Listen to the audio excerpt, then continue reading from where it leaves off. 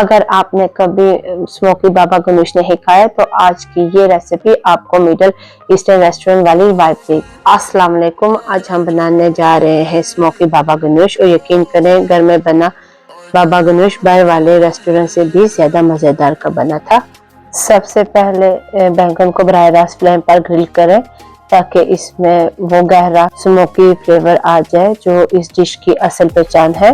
آپ اوون میں بھی اور ایئر فرائی میں بھی جو سا آپ کو پسند ہو. مجھے تو فلیم والا زیادہ پسند ہے، تو اسی لیے میں فلیم پہ ہی ان کو گرل کرتی ہوں. گرل کرنے کے بعد انہیں بول میں ٹرانسفر کر دیں اور 5 منٹ کے لیے ان کو کور کریں تاکہ یہ اندر تک نرم رہے اور اسکن جلدی سے اتر جائے. اسی طرح ٹماٹر، بیل پیپر اور چلی کو بھی کریں. اس ریسیپی میں دیکھیں ہمارا چولہا کتنا گندا ہو گیا ہے، لیکن کوئی بات نہیں، ابھی ہم نے ان کی چولہے کی اچھی صفائی کر دی ہے. دیکھیں ہمارا چولہا کتنا چمک رہا ہے. ہم نے چولہے کی صفائی کر دیا. ابھی ہم ریسیپی کی طرف جاتے ہیں. یہاں میرے پاس دیکھیں نان کے بائٹس پڑے ہوئے تھے، ان کو میں نے ایئر فرائی میں ڈالا، اور پھر آپ پیتا بریڈ کے ساتھ یا کرسپ کے ساتھ بھی سرو کر سکتے ہیں جو آپ کے پاس اویلیبل ہے.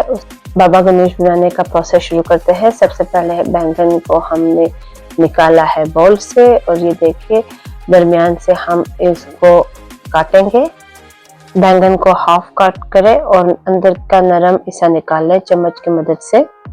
اور یہ دیکھیے ٹیکسچر اتنا سافٹ اور اتنا اسموکی ہے. اگر آپ زیادہ اسموکی فلیور چاہتے ہیں تو تھوڑا سا اسکن بھی ساتھ رہنے دیں.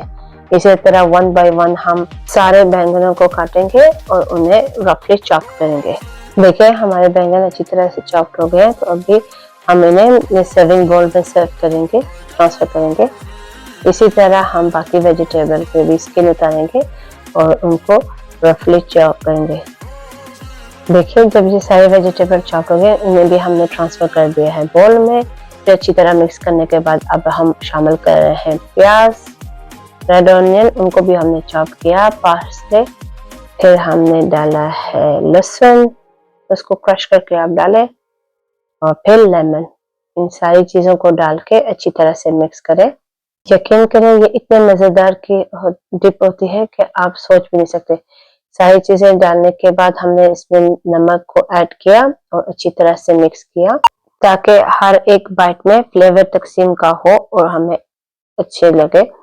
اینڈ میں ہم ڈریزل کر رہے ہیں اولیو آئل کی اور پومیگرینیٹ مولاسس.